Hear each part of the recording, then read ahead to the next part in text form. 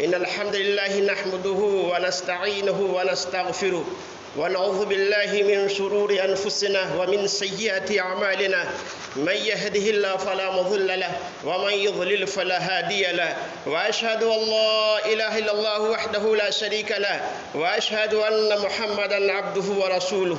قال الله تعالى: يا أيها الذين آمنوا اتقوا الله حق تقاته ولا تموتن إلا وأنتم مسلمون. يا أيها الناس اتقوا ربكم الذي خلقكم من نفس واحدة وخلق منها زوجها وبث منهما رجالا كثيرا ونساء واتقوا الله الذي تساءلون به والأرحام إن الله كان عليكم رقيبا. يا أيها الذين آمنوا اتقوا الله وقولوا قولا سديدا يصلح لكم أعمالكم ويغفر لكم ذنوبكم ومن يطع الله ورسوله فقد فاز فوزا عظيما. أما بعد فإن أصدق الحديث كتاب الله وأحسن الهدي هدي محمد صلى الله عليه وسلم وشر الأمور محدثاتها وكل محدثة بدعة وكل بدعة ضلالة وكل ضلالة في النار. فأعوذ بالله السميع العليم من الشيطان الرجيم. بسم الله الرحمن الرحيم. عاملة ناصبة تصلى نارا حامية تسقى من عين آنية. عن أنس بن مالك رضي الله عنه قال رسول الله صلى الله عليه وسلم: إن الله حجب التوبة عن كل صاحب بدعة حتى يدع بدعته. رواه الطبراني. گرامی قدر معزز حاضرین جمعہ، اسلامی بھائیوں، پردہ نشی عفت اسلامی ماں اور بہنیں،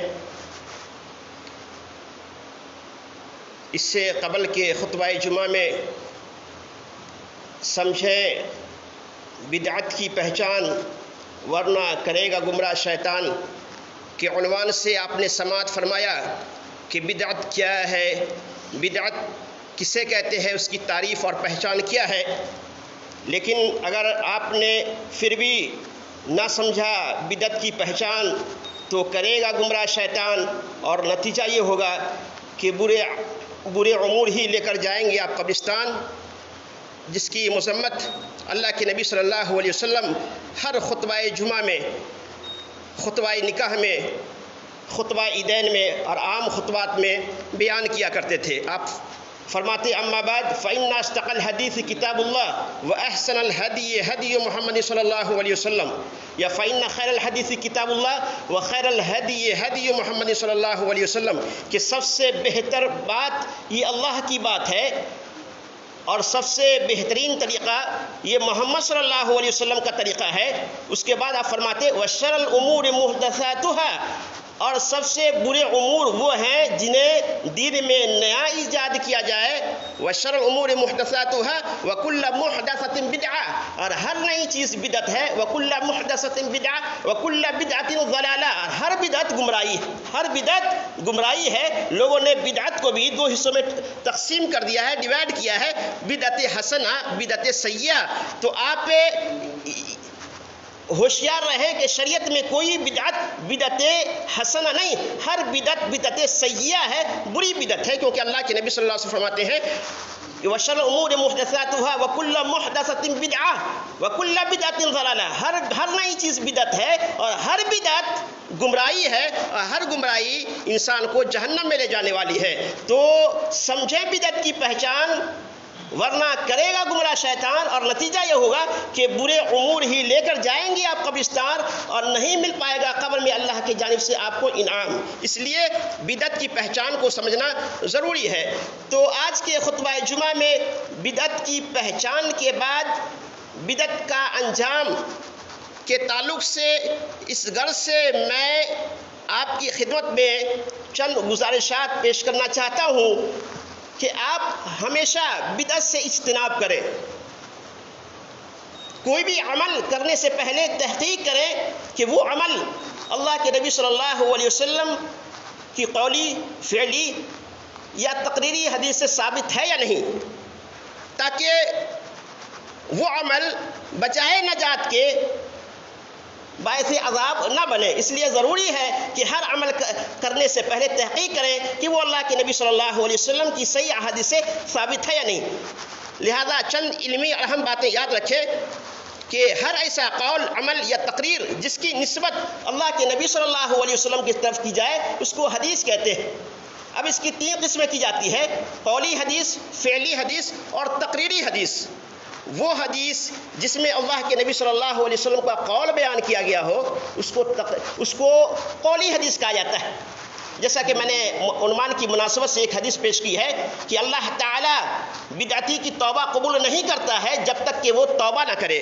اس کے بعد بدعتی کی توبہ اللہ سبحانہ و تعالیٰ قبول نہیں کرتا ہے حتی یدع بدع، یہاں تک کہ وہ بدعت ترک نہ کر دے۔ نمبر 2 ہے فعلی حدیث، یعنی وہ حدیث جس میں نبی صلی اللہ علیہ وسلم کا کوئی فعل مذکور ہو تو اس حدیث کو فعلی حدیث کہا جاتا ہے۔ جیسے جمعہ کے دن فجر کی نماز کی پہلی رکعت میں اللہ کے نبی صلی اللہ علیہ وسلم سورہ سجدہ اور دوسری رکعت میں سورہ دہر کی تلاوت کیا کرتے تھے۔ نمبر 3 تقریری حدیث، وہ حدیث جس میں یہ مذکور ہو کہ آپ کے سامنے کوئی عمل کیا گیا یا آپ کے علم میں آیا لیکن آپ نے اس پر خاموشی اختیار کی۔ جیسے قیس بن عمر کہتے ہیں کہ ایک دن صبح کی نماز کے بعد اللہ کے نبی صلی اللہ علیہ وسلم نے ایک آدمی کو 2 رکعت پڑھتے ہوئے دیکھا، تو آپ نے پوچھا، آپ نے اس سے فرمایا کہ صبح کی نماز 2 ہی رکعت ہے، تو اس آدمی نے جواب دیا، یا رسول اللہ صلی اللہ علیہ وسلم آج میں نے فجر کی سنت فجر سے پہلے نہ پڑھ سکا، وہی میں نے پڑھا ہے۔ تو اللہ کے نبی صلی اللہ علیہ وسلم خاموش رہ گئے۔ تو ایسی حدیث، وہ حدیث تقریری حدیث کہلاتی ہے اصول الحدیث میں، کہ کوئی شخص آپ کے سامنے کوئی کام کرے اور آپ اس پر خاموشی اختیار کریں۔ تو بدعت کی پہچان کے بعد بدعتی کا انجام کے عنوان سے انتخاب کرنے کا پہلا مقصد تو یہ ہے کہ آپ ہمیشہ مرتے دم تک بدعت سے اجتناب کریں، اس کے قریب بھی نہ جائیں۔ اور دوسرا مقصد یہ ہے اس عنوان کی انتخاب کرنے کا کہ اگر کوئی بھائی شیطان کے دام فریب میں آ کر بدعت کا ارتکاب کرتا ہو تو وہ بدعتی کا انجام کے عنوان سے تبصرہ سننے کے بعد اپنی توبہ استغفار کر کے اپنی اصلاح کر لیں تاکہ اس کی محنت و مشقت ضائع اور برباد نہ ہو۔ جن بھائیوں اور بہنوں تک میری آواز پہنچ رہی ہے وہ توجہ دیں کہ بدعتی شخص کی ساری محنت و مشقت کی مثال اس مزدور کی سی ہے جو دن بھر محنت و مزدوری کرے لیکن اسے کوئی اجرت و مزدوری نہ ملے سوائے تھکاوٹ اور بربادی وقت کے۔ تصور میں لائیے کہ کوئی غریب مزدور آپ کے یہاں کام کرتا ہے، کوئی غریب مزدور آپ کے یہاں کام کرے اور کام سے فارغ ہونے کے بعد وہ بیچارہ مزدور آپ کے پاس مزدوری لینے کے لیے آئے تو آپ یہ کہہ کر اس غریب مزدور کی مزدوری دینے سے انکار کر دیں کہ تو نے کام تو کیا لیکن تو نے کام اس طرح نہیں کیا جس طرح میں نے تجھ سے کہا تھا، لہذا تجھے مزدوری نہیں ملے گی۔ تو ایسے وقت میں اس مزدور کے دل کے اوپر کیا بیتے گا؟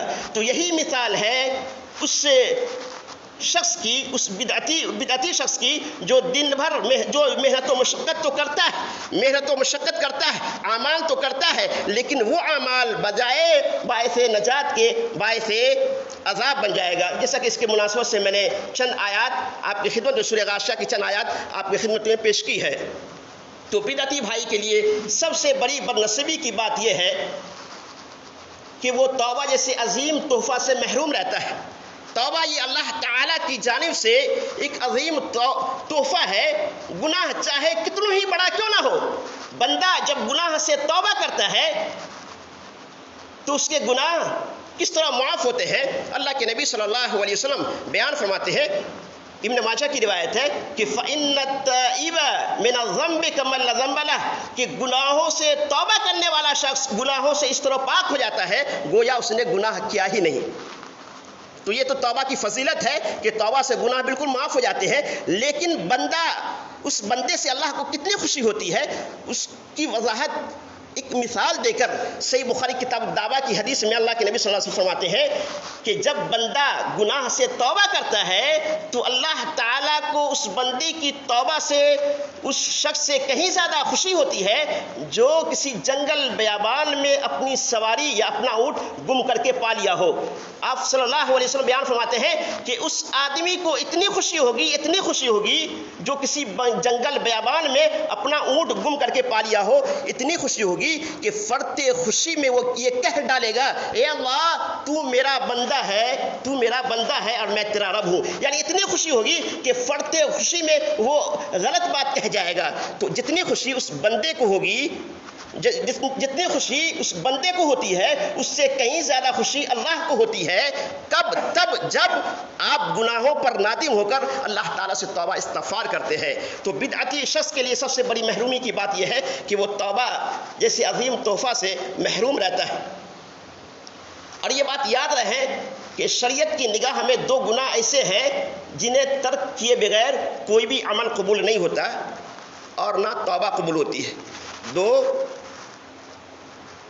گناہ ایسے ہیں شریعت کی نگاہ میں جنہیں ترک کیے بغیر، چھوڑے بغیر نہ تو کوئی نیک عمل قبول ہوتا ہے اور نہ ہی توبہ قبول ہوتی ہے. یعنی کوئی نیک عمل، چاہے صدقہ ہو، خیرات ہو، حج ہو، زکوٰۃ ہو، کوئی بھی نیک عمل اس وقت تک قبول نہیں ہوتے جب تک کہ بندہ دونوں اس طرح کے دونوں گناہ کو ترک نہ کر دے.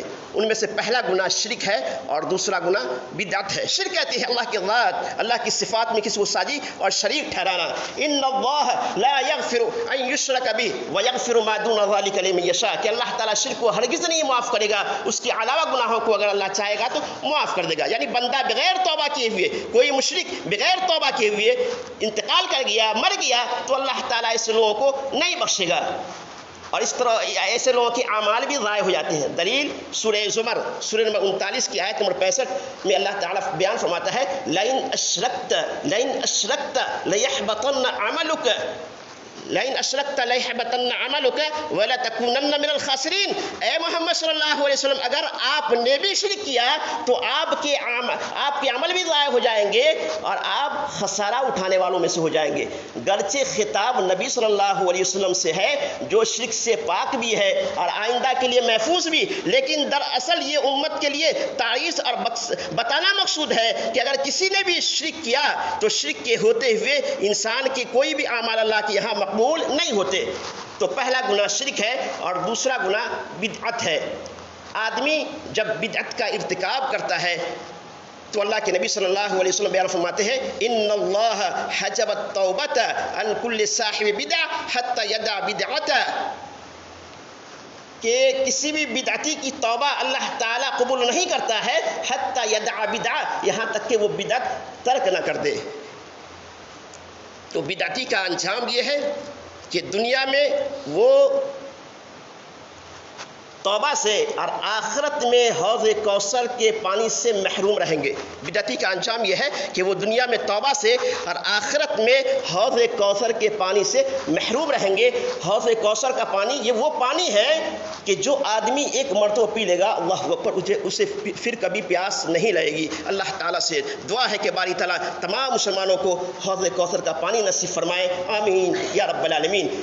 تو جب نبی صلی اللہ علیہ وسلم قیامت کے روز اپنی امت کو حوض کوثر پر پانی پلا رہے ہوں گے تو کچھ لوگ حوض کوثر پر آئیں گے جنہیں نبی صلی اللہ علیہ وسلم اپنی امت سمجھیں گے، لیکن آپ سے کہا جائے گا، فرشتے آپ سے کہیں گے کہ یہ وہ لوگ ہیں جنہوں نے آپ کے بعد بدعتیں ایجاد کر لی، جنہوں نے آپ کے بعد بدعتوں پر عمل کیا. تو آپ کہیں گے سحقاً سحقاً لمن غیر بعدی، کہ دوری ہو ایسے شخص کے لیے جنہوں نے میرے بعد میرے دین کو تبدیل کر دیا.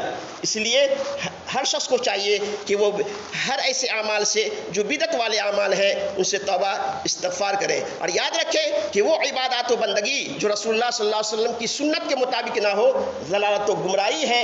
ہر وہ محنت و مشقت جو نبی صلی اللہ علیہ وسلم کے حکم کے مطابق نہ ہو وہ جہنم کا ایندھن ہے. جیسا کہ سورہ غاشیہ میں اللہ سبحانہ و تعالی بیان فرماتا ہے عاملۃ ناصبہ، کہ محنت کرنے والے تھکے ہوئے ہوں گے. مطلب یہ کہ قیامت کے دن بعض ایسے لوگ ہوں گے جو محنت مشقت کر کے تھک چکے ہوں گے، یعنی خوب عمل کرتے رہے ہوں گے، لیکن ان کا عمل باطل مذہب کے مطابق یا بدعات پر مبنی ہوگا. لہذا اعمال شاقہ اور عبادات کے باوجود نتیجہ کیا ہوگا؟ عاملۃ ناصبہ تصلی نارا حامیہ، وہ دہکتی ہوئی آگ میں داخل کیے جائیں گے. آپ نے سنا نا کہ وہ آدمی جنہوں نے عبادات تو بہت کیے ہوں گے لیکن ان کی عبادات اللہ کے نبی صلی اللہ علیہ وسلم کے طریقے سے ہٹ کر ہوں گے، جس کی وجہ سے عاملۃ ناصبہ تصلی نارا حامیہ، وہ دہتی ہوئی آگ میں داخل کیے جائیں گے، تسقی من عین آنیہ، اور گرم چشمے کا پانی ان کو پلایا جائے گا، پھر کانٹے دار درخت ان کو کھلائے جائیں گے۔ تو یہ بدعتی شخص کا انجام ہوگا۔ اس لیے ہمیں چاہیے کہ ہر وہ اعمال کریں جو اعمال اللہ کے نبی صلی اللہ علیہ وسلم سے ثابت ہے۔ کوئی بھی عمل خواہ وہ بظاہر کتنا ہی اچھا اور بہتر کیوں نہ ہو، اگر وہ اللہ کے نبی صلی اللہ علیہ وسلم کی سنت سے ہٹ کر ہے تو پھر وہ اعمال بجائے نجات کے باعث عذاب بن جائے گا، وہ اعمال بجائے جنت کے انسان کو جہنم میں لے جائیں گے۔ آپ سماعت فرمائیں کہ آپ نے سنا ہوگا، صحیح بخاری کی روایت ہے، حضرت انس رضی اللہ عنہ راوی حدیث ہے، وہ کہتے ہیں کہ 3 افراد اللہ کے نبی صلی اللہ علیہ وسلم کے یہاں آئے اور آپ صلی اللہ علیہ وسلم کی ازواج مطہرات سے آپ صلی اللہ علیہ وسلم کی عبادات کا حال معلوم کرنا چاہا۔ تو ازواج مطہرات رضی اللہ عنہن نے ان لوگوں کو نبی صلی اللہ علیہ وسلم کی عبادات کا حال بتایا، نبی صلی اللہ علیہ وسلم کی عبادات سے آگاہ کیا، تو ان لوگوں نے اپنے نظریے سے نبی صلی اللہ علیہ وسلم کی عبادت کو کم تصور کر کے وہ لوگ کہنے لگے کہ ہم کہاں اللہ کے نبی صلی اللہ علیہ وسلم کے برابر ہو سکتے ہیں۔ اللہ تعالیٰ نے تو اللہ کے نبی صلی اللہ علیہ وسلم کے اگلے پچھلے سارے خطاؤں اور لغزشوں کو معاف کر دیا ہے، لہذا ان لوگوں میں سے ایک نے کہا کہ میں ہمیشہ رات میں قیام کرتا رہوں گا، نہیں سوؤں گا، دوسرے نے کہا میں ہمیشہ روزہ رکھوں گا، افطار نہیں کروں گا، اور تیسرے نے کہا میں عورتوں سے الگ رہوں گا، شادی نہیں کروں گا۔ نبی صلی اللہ علیہ وسلم تشریف لائے، آپ کو بتایا گیا کہ کچھ لوگ آئے تھے اور وہ ایسی باتیں کہہ گئے ہیں، تو فوراً نبی صلی اللہ علیہ وسلم خود ان لوگوں کے پاس گئے تاکہ دین میں کوئی آدمی نئی چیز ایجاد کر کے دین کا شیرازہ منتشر نہ کرے، لہذا فوراً اللہ کے نبی صلی اللہ علیہ وسلم ان لوگوں کے پاس گئے اور ان لوگوں سے فرمایا کیا تم لوگوں نے اس طرح کی باتیں کہی ہیں؟ ان لوگوں نے کہا ہاں یا رسول اللہ صلی اللہ علیہ وسلم۔ تو پھر سب سے پہلے نبی صلی اللہ علیہ وسلم نے ان لوگوں کے سامنے اپنی حیثیت کو بیان کیا، جو لوگ نبی صلی اللہ علیہ وسلم سے بڑھ کر عبادت کر رہے تھے۔ آپ بتائیں کیا رات بھر جگ کر عبادت کرنا، ہمیشہ روزہ رکھنا یہ غلط کام ہے؟ نہیں، ہرگز نہیں، لیکن چونکہ ان کا یہ عمل اللہ کے نبی صلی اللہ علیہ وسلم کے طریقے سے ہٹ کر تھا، اس لیے اللہ کے نبی صلی اللہ علیہ وسلم ان لوگوں کے پاس گئے اور آپ نے ان لوگوں کو مخاطب کرتے ہوئے اپنی حیثیت کو بیان کیا، اور آپ نے فرمایا میں تم لوگوں میں سب سے بہتر افضل ہوں، میں سب سے زیادہ اللہ تعالیٰ سے ڈرنے والا ہوں، میں سب سے زیادہ متقی اور پرہیزگار ہوں، میں تم لوگوں میں سب سے زیادہ عبادت گزار ہوں۔ اس کے بعد میرا حال یہ ہے، پھر آپ نے اپنے طریقہ کار سے آگاہ کیا، اس کے باوجود میرا حال یہ ہے کہ میں رات میں عبادت بھی کرتا ہوں اور سوتا بھی ہوں، میں روزہ بھی رکھتا ہوں، افطار بھی کرتا ہوں، عورتوں سے نکاح بھی کرتا ہوں۔ فمن راغب عن سنتی فلیس منی، لہذا جس نے میری سنت سے اعراض کیا وہ مجھ میں سے نہیں۔ تو صحیح بخاری اور صحیح مسلم وغیرہ کی حدیث سے معلوم یہ ہوا کہ ہمیں وہی عمل کرنا چاہیے جو عمل اللہ کے نبی صلی اللہ علیہ وسلم سے ثابت ہے۔ اللہ سبحانہ و تعالیٰ سے دعا ہے کہ اللہ سبحانہ و تعالیٰ تمام بھائیوں کو نیک سمجھ کی توفیق عطا فرمائے، نبی صلی اللہ علیہ وسلم کی سنتوں کو ہمیں اپنی پیشانی کا جھومر بنانے کی توفیق عطا فرمائے، ہر طرح کے شرک اور بدعات سے اللہ سبحانہ و تعالیٰ محفوظ رکھے، جب تک زندہ رکھے، اسلام پر زندہ رکھے، جب بھی خاتمہ ہو ایمان کی حالت میں خاتمہ ہو، آمین۔ وآخر دعوانا الحمدللہ رب العالمین۔